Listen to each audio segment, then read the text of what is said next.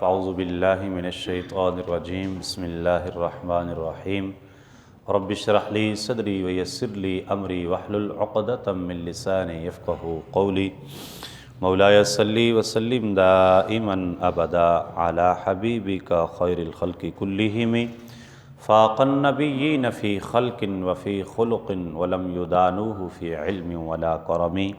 قال اللہ تبارک و تعالی فی القرآن المجید وما کان لنبی ان یغل، اور نہیں ہے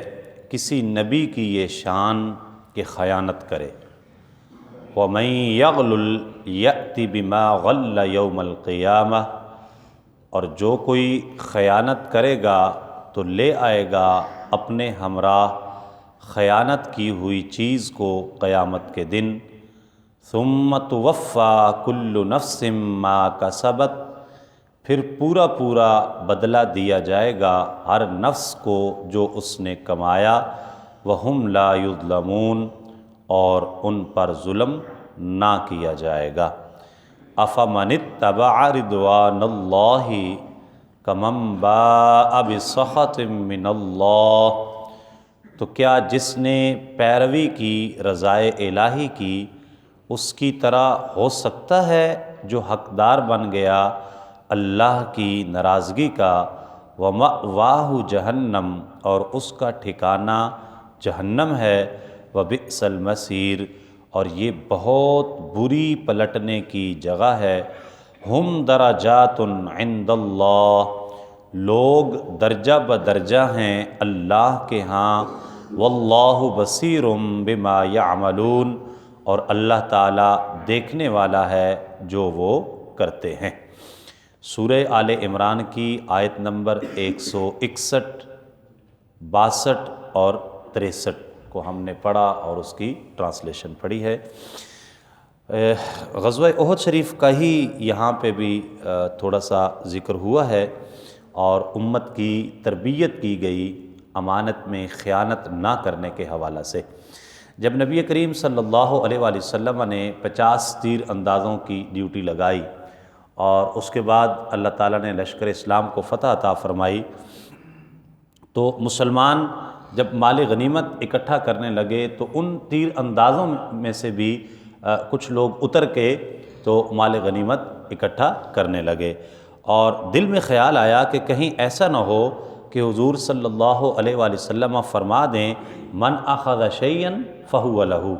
کہ جو چیز پکڑ لے گا وہ اسی کی ہو جائے گی۔ یعنی ظاہر ہے میدان جنگ کے اندر جب دشمن اپنا سامان چھوڑ کے بھاگ گیا ہے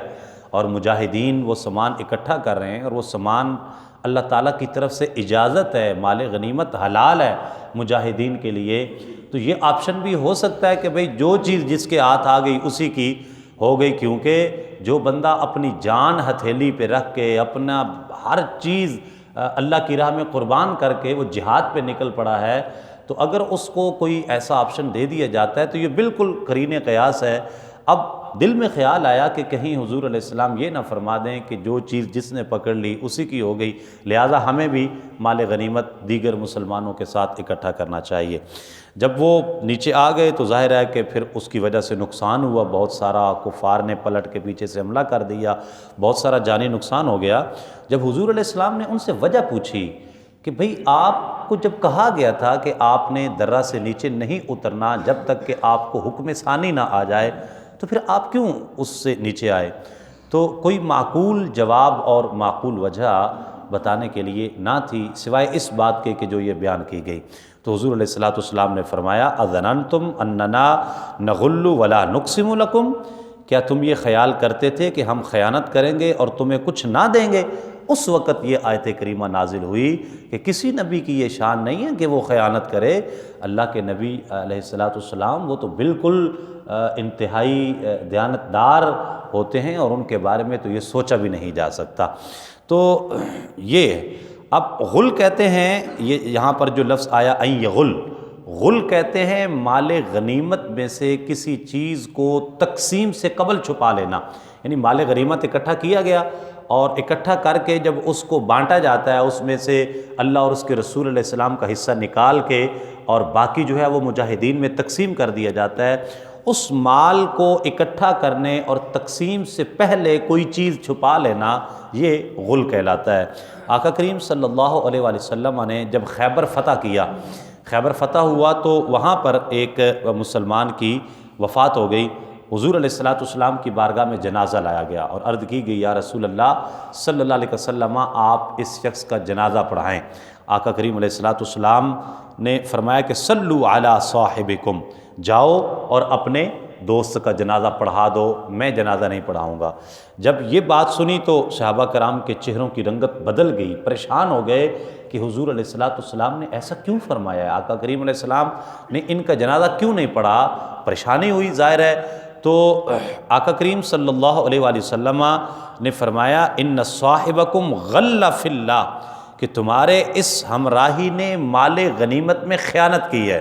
تو صحابہ فرماتے ہیں کہ جب ہم نے اس کی تلاشی لی فوجدنا خرزا من خرز یہودا لا تساوی درہمین، وہ فرماتے ہیں ہمیں اس کے سامان سے یہودیوں کے چند منکے ملے جن کی قیمت 2 درہم کے برابر بھی نہیں تھی، یعنی وہ کوئی بہت بڑی کوئی چیز نہیں تھی، 2 منکے تھے، چند منکے تھے جن کی قیمت 2 درہم کے برابر بھی نہیں تھی، وہ ان کے سامان میں موجود تھے جو کہ مال غنیمت کی تقسیم سے پہلے انہوں نے اپنے سامان میں کہیں رکھ لیے تھے۔ تو حضور علیہ الصلوۃ والسلام نے ان کا جنازہ نہیں پڑھایا تعلیم امت کے لیے، اپنی امت کو یہ تعلیم دینی تھی، یہ درس دینا تھا کہ مسلمان وہ مال جس پہ امت کا اجماعی حق ہے اور مسلمانوں کا حق ہے، اس مال کے اندر 2 منکوں کی یا چند منکوں کی بھی کمی بیشی ہو جائے، اللہ اور اس کے رسول علیہ السلام کو یہ بھی قبول اور منظور نہیں ہے۔ اس لیے امت مسلمہ کو ادنا سا نقصان پہنچانا بھی وہ اللہ اور اس کے رسول علیہ السلام کی ناراضگی کا سبب بن سکتا ہے۔ تو یہ معلوم ہوا ایک تو، اور ایک یہ کہ نبی کریم صلی اللہ علیہ وآلہ وسلم جو کہ رحمت للعالمین ہے، حضور علیہ السلام نے ان کا جنازہ نہیں پڑھایا۔ یہ بھی پتہ چلا کہ نگاہ نبوت سے کوئی بھی چیز پوشیدہ نہیں ہوتی ہے۔ اب فی زمانہ اگر ہم اپنے حالات دیکھیں، اگر 2 منکے صحابی رسول ہوں اور آئے بھی جہاد پہ ہوں اور فتح بھی خیبر کیا ہو، قربانی بھی اتنی بڑی دی ہو اور 2 درہم کے برابر بھی مال نہ ہو، ٹھیک ہے، جو انہوں نے اپنے مال میں کس وجہ سے رکھ لیا یہ بھی نہیں بتائی گئی،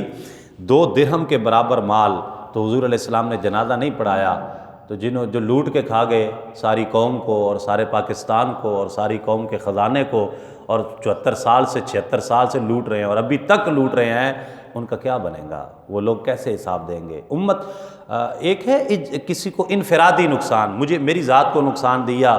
تو یہ ایک الگ بات ہے، میں معاف کر دوں۔ حضور علیہ الصلوۃ والسلام کو اپنی امت سے انتہائی پیار ہے، شدید قسم کا پیار ہے اپنی امت سے آقا کریم صلی اللہ علیہ وسلم کو۔ تو حضور علیہ السلام کی امت کو جو شخص تکلیف پہنچاتا ہے، قلب مصطفیٰ صلی اللہ علیہ وآلہ وسلم بہت پریشان ہوتا ہے کہ میری امت کو کیوں نقصان پہنچایا جا رہا ہے، کیوں تکلیف پہنچائی جا رہی ہے۔ یہی وجہ ہے کہ حضور علیہ الصلوۃ والسلام نے یہاں پر ناراضگی کا اظہار فرمایا اور کہ میری امت کو جو ہے وہ نقصان پہنچایا جا رہا ہے۔ اللہ تعالیٰ ان لوگوں کو ہدایت عطا فرمائے، اور فرمائے ہم درجات عند اللہ، لوگ درجہ بدرجہ ہیں اللہ کے ہاں، واللہ بصیر بما یعملون، اور اللہ دیکھنے والا ہے جو وہ کرتے ہیں۔ یعنی لوگوں کے مختلف درجات ہیں اللہ تعالیٰ کی بارگاہ میں، کوئی بہت زیادہ نیکوکار ہیں، بلند درجات پہ موجود ہیں۔ حدیث پاک کے اندر آتا ہے آقا کریم صلی اللہ علیہ وآلہ وسلم نے فرمایا کہ جو نیکوکار مسلمان ہیں، صحابہ کرام، تابعین، تبع تابعین اور اللہ کے مقربین اولیاء اللہ، وہ اور مجھ جیسے گناہگار عام مسلمان، حضور علیہ السلام نے فرمایا وہ جب جنت میں عام مسلمان جو ہے وہ نیکوکاروں کو دیکھیں گے نا، ان کے درمیان ایسا ہی فاصلہ ہوگا جیسے اب تم زمین پہ کھڑے ہو کے آسمان کے ستاروں کو دیکھتے ہو، جیسے آسمان کے ستارے نظر آتے ہیں، اس طرح جنت میں جو نیک لوگ ہوں گے اور جو مجھ جیسے گناہگار ہوں گے ان کے درمیان جنت کے درجات میں اتنا فرق ہوگے وہ بھی جنت میں ہی، لیکن ان کے درجے جنت میں اور مجھ جیسے گناہگار کا درجہ جنت میں اتنا زیادہ فرق ہوگا۔ تو لوگ اللہ کے ہاں مختلف درجات ہیں اور جو کچھ لوگ کرتے ہیں وہ اللہ تعالیٰ کی نگاہ میں ہے۔ اللہ تعالیٰ ہمیں خلوت اور جلوت، محفل اور تنہائی، ہر حال میں گناہوں سے بچنے کی توفیق عطا فرمائے۔ آمین۔ الحمدللہ رب العالمین۔